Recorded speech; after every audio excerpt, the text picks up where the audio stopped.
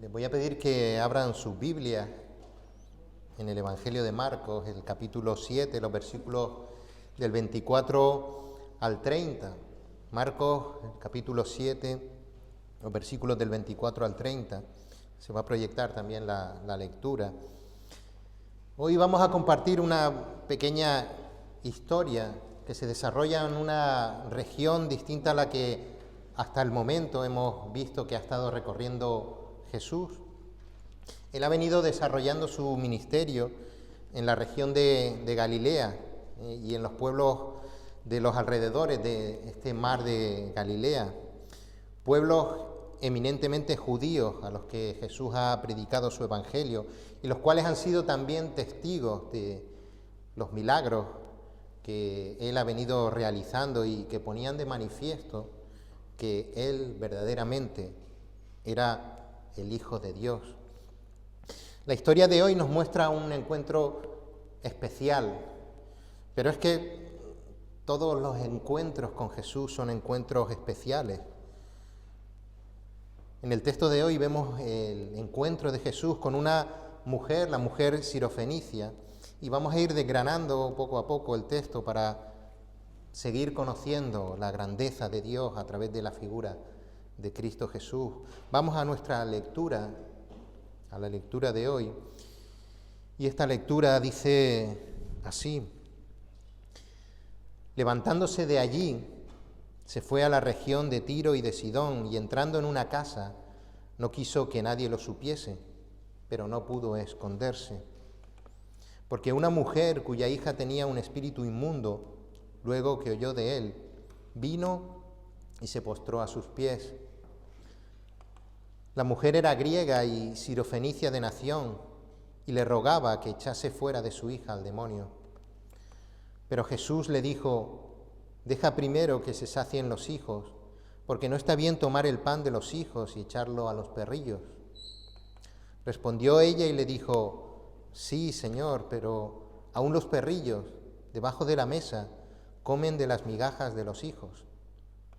Entonces le dijo: por esta palabra, ve, el demonio ha salido de tu hija. Y cuando llegó ella a su casa, halló que el demonio había salido y a la hija acostada en la cama. Hasta aquí la lectura de esta mañana, y vamos a poner este tiempo en las manos del Señor con una oración. Señor Dios Todopoderoso, ayúdanos a entender el pasaje que hoy nos permite leer. Permítenos, Señor, ver la grandeza de tu Hijo Jesús. Permítenos ver su deidad, su misericordia, su gracia, su amor, su sabiduría.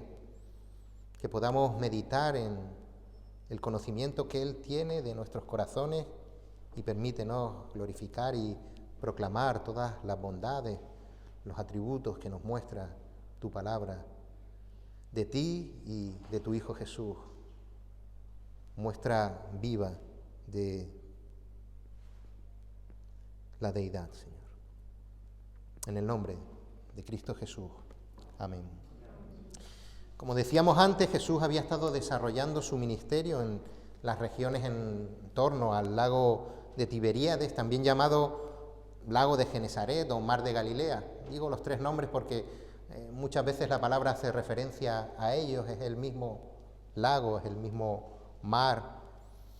Una región que estaba constituida principalmente por pueblos judíos con creencias judías.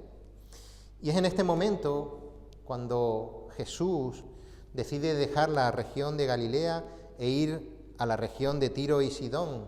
Tiro y Sidón son dos pueblos que se encontraban al norte de Galilea, en una región distinta, no estaba dentro de las regiones judías.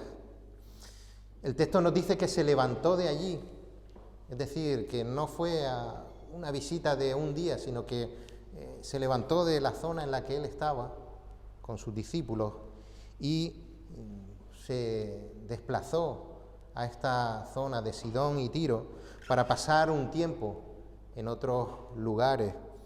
Y vamos a ir viendo poco a poco los distintos escenarios que podemos ver conforme se desarrolla esta historia. Y el primero de ellos lo queremos titular la luz que no se puede esconder.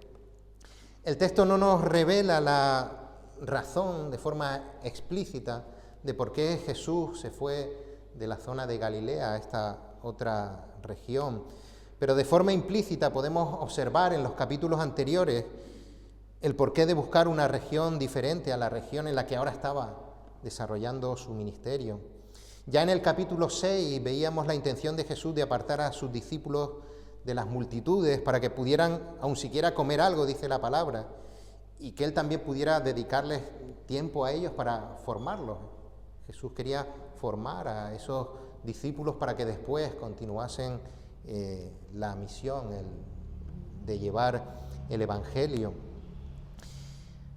No fue esa la voluntad de Dios, pudimos ver en ese momento, ya que aunque buscaron lugares apartados, las multitudes los perseguían, y viendo esa necesidad de esas multitudes perdidas, como dice la palabra, pues los discípulos tuvieron que atenderlas y Jesús también tuvo que atenderlas, predicándoles el Evangelio y atendiendo a esas necesidades puntuales de sanación que tuvo que hacer Jesús. Pero aparte de esto, de buscar ese espacio para poder formar a los discípulos y para también escapar un poco de esas multitudes que, como hemos visto, ocupaban todo el tiempo de Jesús. También hemos visto que se estaban recrudeciendo los enfrentamientos con los líderes religiosos.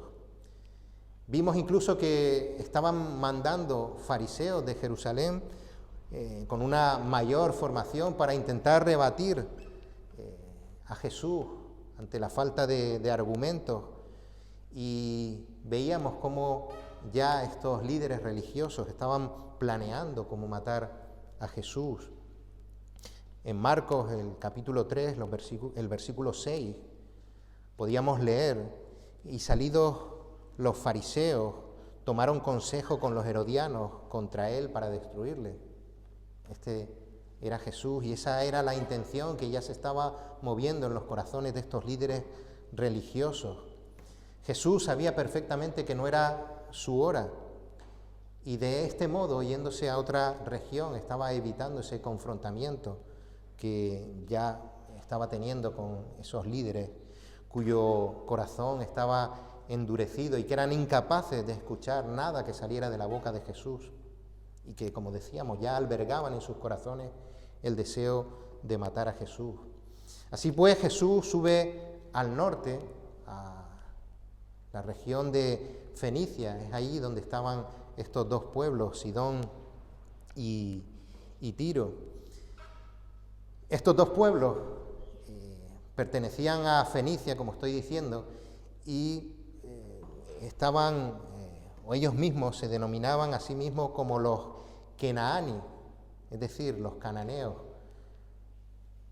Estos pueblos, sus habitantes eran cananeos, y los cananeos habían sido el pueblo considerado por los judíos como más pagano. Eran los pueblos que habitaban la tierra prometida y sobre los cuales pues el pueblo judío se asentó, y los cuales pues no podían mezclarse con estos pueblos. Jesús estaba entrando en esta región pagana, como leemos en el texto, y esto era algo impensable para un judío de bien, en mezclarse con estos paganos. En los versículos anteriores que estudiábamos en este capítulo, en los versículos del 1 al 23, Jesús tuvo un enfrentamiento con los fariseos y escribas, porque estos estaban acusando a los discípulos de no lavarse las manos antes de comer, de no seguir las ceremonias que debían llevar a cabo según las costumbres de los ancianos. Suceso que llevó a explicar a Jesús que la impureza no era algo externo al ser humano, sino que residía en el corazón del hombre. Pues ahora mismo Jesús da un paso más y se está mezclando con un pueblo que los judíos consideraban impuro. Algunos pensarán que Jesús buscaba el enfrentamiento, pero nada más lejos de la realidad. De hecho, la intención de Jesús en este pasaje era la de pasar desapercibido, no por vergüenza, sino porque estaba huyendo de esas multitudes que estaban ocupando todo su tiempo. Pero la realidad que vemos en el texto es que fue imposible. Ya vimos en el capítulo 3, y podemos acudir a este pasaje. Nos decía, mas Jesús se retiró al mar con sus discípulos y le siguió gran multitud de Galilea y de Judea, de Jerusalén, de Idumea, del otro lado del Jordán y de los alrededores de Tiro y de Sidón, oyendo cuán grandes cosas hacía. Grandes multitudes vinieron a él. En este capítulo 3 de Marcos veíamos cómo la fama de Jesús se había extendido por todas las regiones de Judea. Habíamos visto cómo había llegado incluso a Idumea, que está al sur, que había llegado al otro lado del Jordán y que la fama de Jesús había llegado también a estas dos ciudades, de Tiro y de Sidón. Por tanto, ya conocían en estas ciudades la fama de Jesús y habían ido ya a verlo a Galilea. Dijo Jesús que la luz no se puede esconder y era imposible para Jesús pasar inadvertido. Él es la luz. Y si los discípulos no podían esconder el mensaje del Evangelio, menos se podía esconder la verdadera luz. Jesús no podía pasar inadvertido. Y lo vemos porque una mujer cuya hija tenía un espíritu inmundo, luego que oyó de él, vino y se postró a sus pies. La mujer era griega y sirofenicia de nación y le rogaba que echase fuera de su hija al demonio. Esta segunda parte la titulamos El encuentro con una mujer desesperada. Y esta mujer reunía todas las papeletas para no poder relacionarse de ninguna manera con Jesús. El texto dice que era griega y sirofenicia. Al decir sirofenicia es que ella residía en esta zona, en esta región, fuera de Galilea, fuera de Judea, incluso fuera de Samaria. No era judía. Por otro lado, el decir que era griega en la época en la que se escribe el Evangelio era decir, repetimos, que no era judía. Tú podías vivir en otra región que no fuera la región del pueblo judío, pero podría ser de ascendencia judía. Esta mujer era griega. No solo no era judía, sino que pertenecía al pueblo que habitaba, como decíamos, la tierra prometida y contra el que se enfrentó el pueblo de Israel durante buena parte de su historia bíblica. El pueblo de Canaán, que adoraba a múltiples dioses, entre ellos a Baal. De Sidón era Jezabel, la que ha sido considerada la mujer más malvada de la historia, que persiguió el culto a Dios, imponiendo el culto a Baal. Los que han leído últimamente el Antiguo Testamento seguramente recordarán los enfrentamientos de esta señora con los profetas de Israel, cómo los persiguió hasta matarlos, cómo persiguió a Elías, que incluso llegó a caer Elías en una depresión por esa persecución, por ese odio que Jezabel tenía. Esta otra mujer era de allí. Recopilando las implicaciones de ser una mujer sirofenicia, podemos decir que pertenecía al pueblo más pagano que podían considerar los judíos. Pero también ella era una mujer. Parece obvio, pero es que en aquella época era impensable que una mujer llamase a gritos a un hombre por la calle y menos abordarlo en la casa en la que se hospedaba. Pero también esta mujer había estado en contacto con una niña endemoniada, Cualquier judío le habría dado a esta mujer el carnet de inmunda con todas estas características. Sin embargo, esta mujer, que como decimos representaba todo lo más inmundo que un judío podía considerar en aquella época, se acerca a Jesús de una forma humilde y respetuosa, porque ella vino y se postró a sus pies. Ella literalmente se tiró, se humilló ante los pies de Jesús. Y si bien Marcos no nos muestra las palabras de ella, el Evangelio de Mateo, el pasaje paralelo que está en el capítulo 15, sí nos las transmite.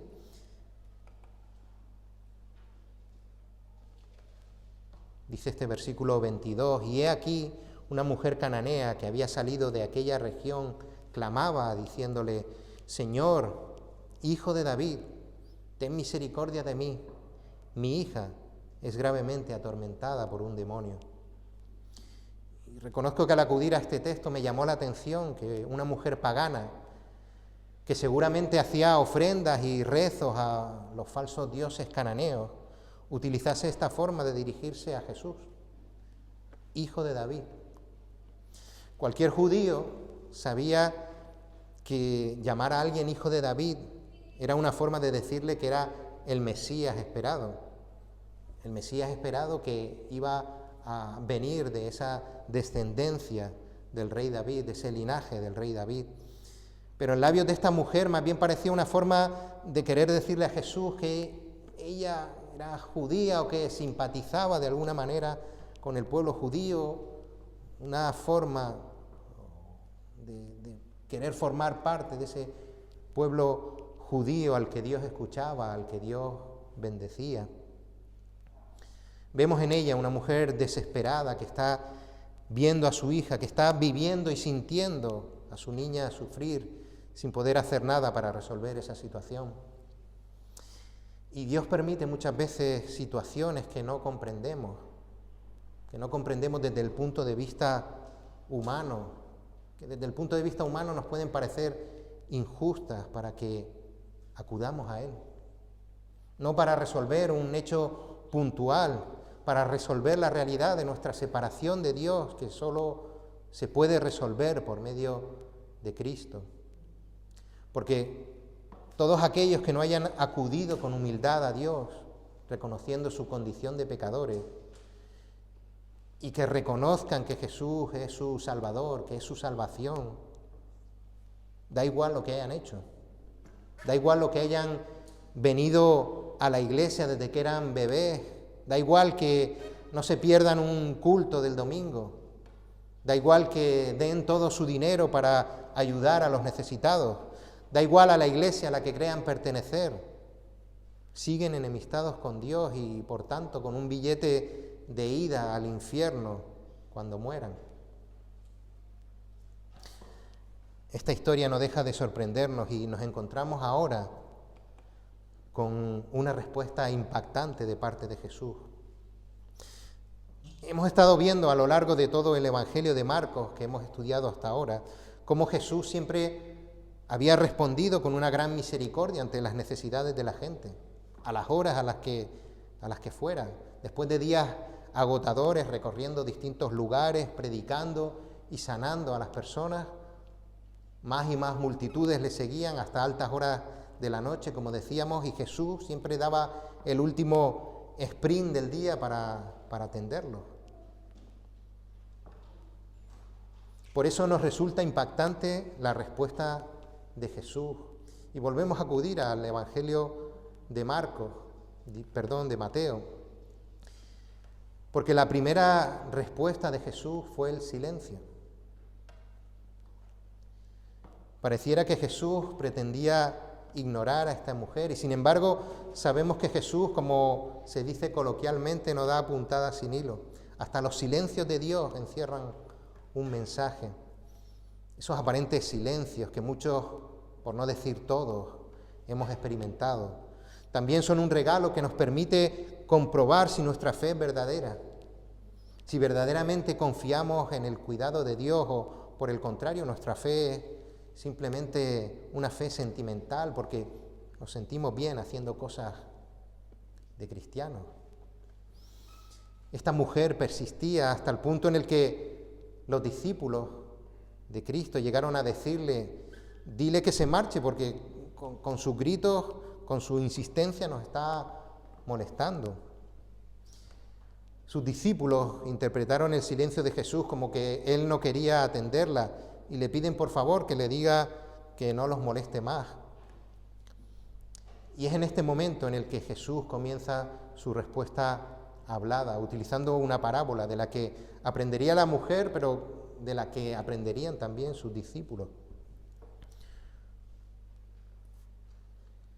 Y volvemos a acudir al Evangelio de Mateo, un evangelio que fue escrito para una audiencia judía, y por eso nos encontramos esta respuesta que no la encontramos en el Evangelio de Marcos, esta primera respuesta de Jesús, que principalmente va dirigida a sus discípulos y que va dirigida también a esos oyentes del Evangelio de Mateo, que eran principalmente judíos, aunque la mujer también escucha esta respuesta. Mateo 15, 24. Él respondiendo dijo: no soy enviado sino a las ovejas perdidas de la casa de Israel. Así había desarrollado Dios su plan de salvación. Dios escogió a Israel para que fuese el pueblo a través del cual nacería el Mesías. ¿Y por qué? ¿Por qué razón había escogido a este pueblo? Pues porque Dios así lo quiso. Dios, en su infinita sabiduría, escogió a un hombre que era pagano, Abraham. Lo sacó de su tierra y de su parentela y de su cultura, y de él creó un pueblo. ¿Y qué tenía este pueblo de especial? ¿Acaso eran mejores que los otros? No. ¿Eran más fuertes que los otros? No. ¿Eran más buenos que los otros? No. Quizás que este pueblo amaba a Dios más que ningún otro pueblo. No. Lo único especial que tenía este pueblo de Israel es que había sido elegido por Dios. Leemos en Deuteronomio, en el capítulo 7, no por ser vosotros más que todos los pueblos os ha querido Jehová y os ha escogido, pues vosotros erais el más insignificante de todos los pueblos, sino por cuanto Jehová os amó y quiso guardar el juramento que juró a vuestros padres, os ha sacado Jehová con mano poderosa y os ha rescatado de servidumbre de la mano de Faraón, rey de Egipto. Conoce pues que Jehová tu Dios es Dios fiel, que guarda el pacto y la misericordia a los que le aman y guardan sus mandamientos hasta 1000 generaciones. Esa fue la intención de Dios, eligiendo al pueblo de Israel. Y esa fue la misión principal de Jesús, sí. Él había sido enviado inicialmente a tratar con el pueblo judío. Y así lo expresó Pablo también en la carta a los romanos. En Romanos, el capítulo 1, el versículo 16, porque no me avergüenzo del Evangelio, porque es poder de Dios para salvación a todo aquel que cree, al judío primeramente y también al griego. Y no va a ser hasta después de la muerte y resurrección de Jesús que Jesús encomiende a sus discípulos el ser testigos de Él por todos los confines de la tierra. Pero que primeramente Jesús fuese enviado al pueblo judío, eso no significaba que Dios limitase la salvación a los judíos. De hecho, el otro propósito de Dios con el pueblo de Israel era el de dar testimonio a los pueblos vecinos de la existencia del Dios verdadero y de la necesidad para toda la humanidad de un Mesías Salvador. Los judíos habían confundido esta promesa y como los fariseos que vimos en los versículos del 1 al 8 de este mismo capítulo, ellos habían creado un escudo, una muralla de leyes y tradiciones que les hacía sentirse santos mientras no se contaminasen con nada, con cosas exteriores ni con pueblos exteriores. Y si se contaminaban ya tendrían algún ritual para limpiar esa contaminación, y esa es la confusión que veíamos el otro día que tenían los líderes religiosos. Pero en ningún momento Dios había impedido la relación de los judíos con los paganos. El pueblo de Israel debía ser testimonio ante esos pueblos. Si era cierto que Dios les impidió que tomasen las costumbres de los pueblos de los alrededores, pero sí eran el testimonio de esa obediencia, de ese Dios verdadero entre todos los pueblos. Como decimos, recién acababa Jesús de ser rechazado frontalmente por los fariseos con sus legalismos, estos líderes religiosos judíos, pero esta pagana se había arrojado a sus pies clamando misericordia. Jesús responde a la mujer con una parábola, en el versículo 27, pero Jesús le dijo: deja primero que se sacien los hijos, porque no está bien tomar el pan de los hijos y echarlo a los perrillos.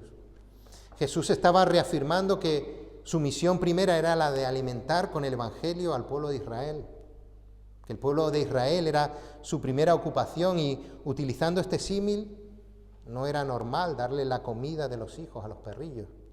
Y en aquella época era una frase clara: no le vas a dar la comida que le vas a dar a tus hijos a los perros. En esta época, pues la gente le pone ropa a sus mascotas y oímos frases del estilo: es que los animales son mejores que las personas. Eso es un tema para otra ocasión. Nos sigue impactando la respuesta de Jesús, esta respuesta que le da a la mujer. Quizá Jesús está llamando perra a esta mujer. Qué raro en Jesús, un Jesús misericordioso, que esté respondiendo de esta manera.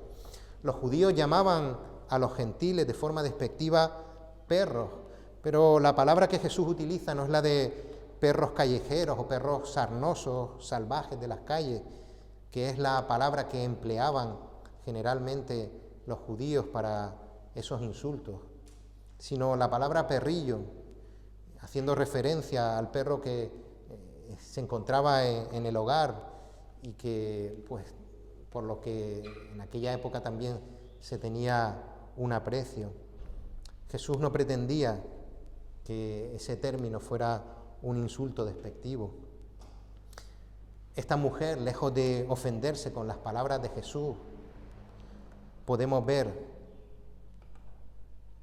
cómo manifiesta esa fe de la mujer sirofenicia. Respondió ella y le dijo: sí, Señor, pero aún los perrillos debajo de la mesa comen de las migajas de los hijos. Impactante la respuesta de esta mujer. Esta mujer reconoce: es verdad, no soy judía, no merezco estar a la mesa, no merezco recibir las bendiciones que les corresponde al pueblo de Israel. Soy el perrillo bajo la mesa, pero una pizca de tu misericordia, una migaja del poder de Cristo era absolutamente suficiente para ella. Impactante porque aún resuenan en nuestras cabezas las palabras de estos fariseos diciéndoles a Jesús: tus discípulos no se lavan las manos antes de comer, sin prestar atención al Evangelio que les estaba manifestando a voces.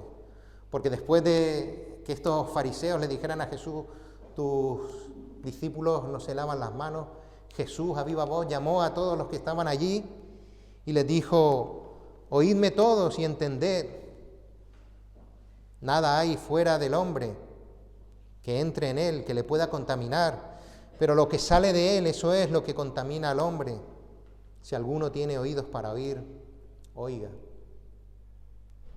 A mí me impacta que esos niños, para los que estaba preparada la mesa, esos judíos que decían conocer las Escrituras, no quisieran el alimento que Jesús les estaba ofreciendo.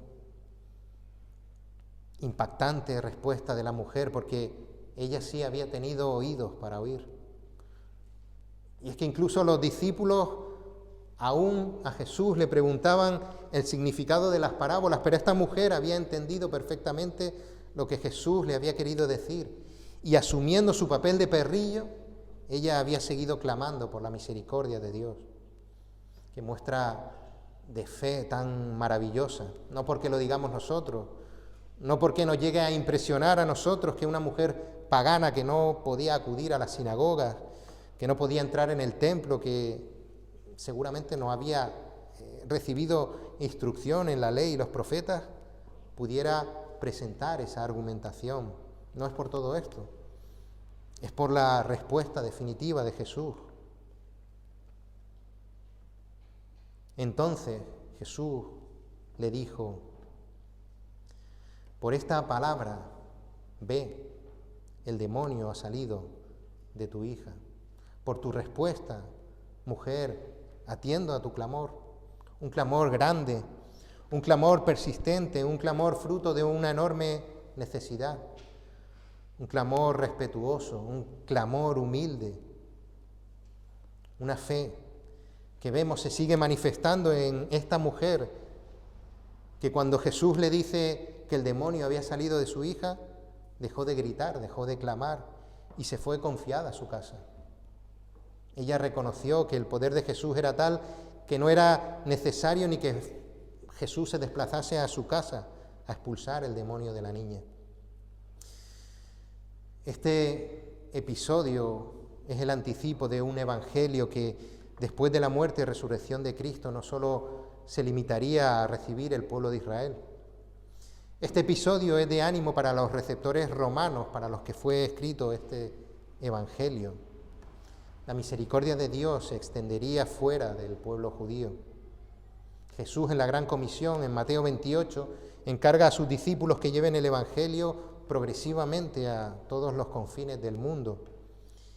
Y progresivamente también la Iglesia fue entendiendo que no era un requisito hacerse judío para recibir la salvación de Dios, que la salvación de Dios se recibía a través de Cristo Jesús.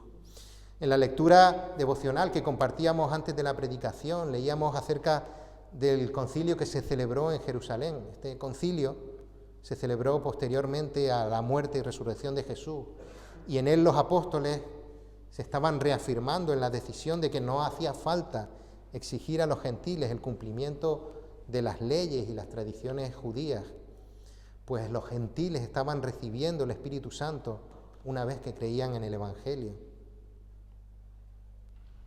Porque ya no había leyes ni sacrificios, sino que la gracia del Señor hacía posible la salvación de los creyentes, independientemente de su origen.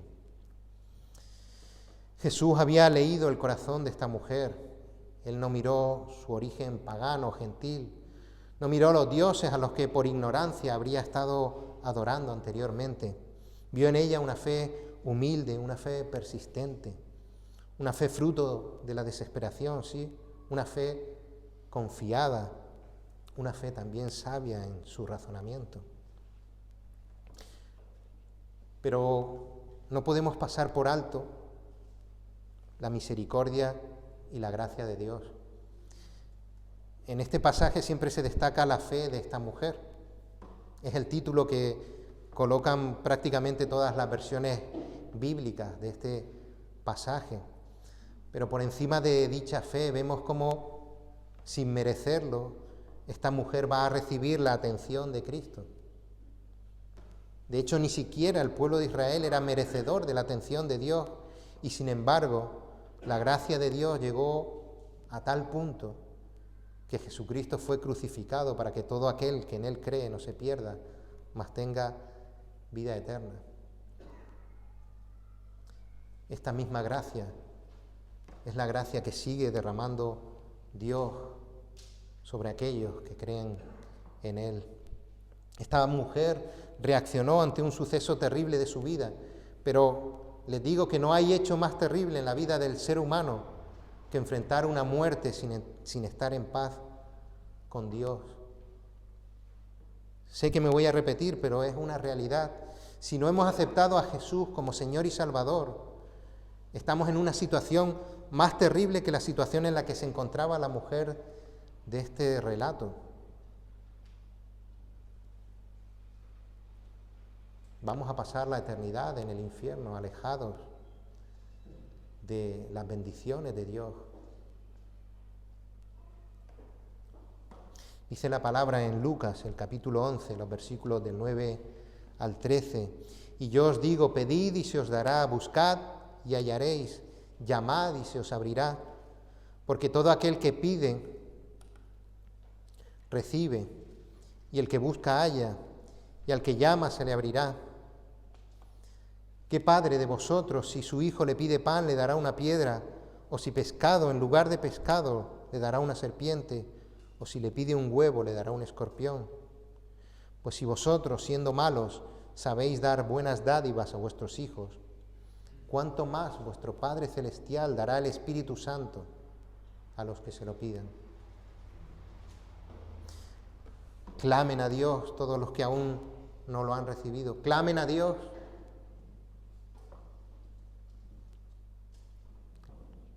Estos versículos no nos dicen que si le pedimos un coche a Dios nos va a dar un coche. Clamen a Dios para que Él les dé el don de la fe, para que puedan creer que Jesús es su Señor y Salvador, para que puedan pasar la eternidad glorificando su nombre. Clamen a Él con la insistencia, con la humildad, con la determinación con la que la palabra nos ha querido mostrar en este encuentro con Cristo.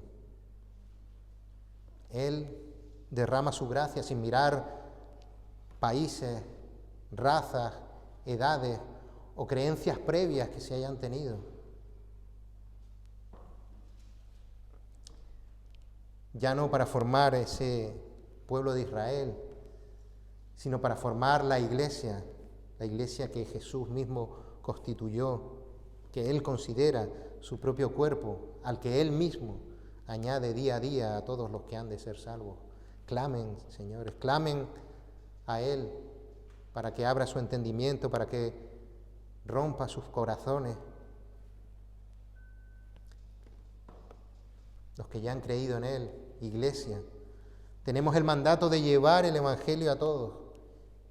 No hay personas menos válidas para recibir el Evangelio.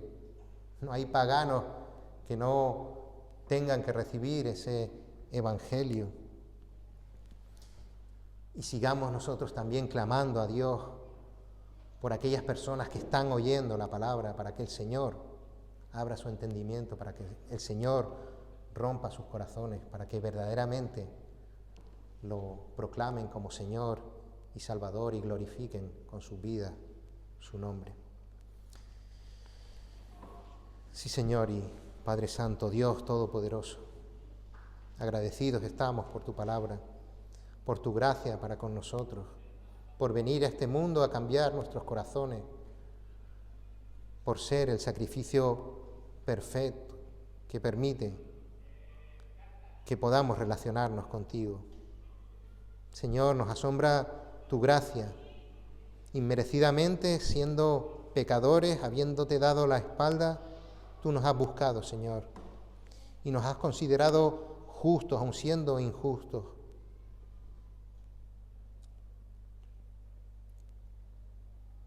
Ante ti, Señor, nos arrodillamos, ante ti clamamos, Señor, para que abras el entendimiento a aquellos que todavía no te consideran como su único Señor y Salvador, como el único camino a la redención. Señor, ayúdanos a seguir hablando de tu Evangelio, a no ocultarlo, a no edulcorarlo, a no quererlo presentar como no es, Señor.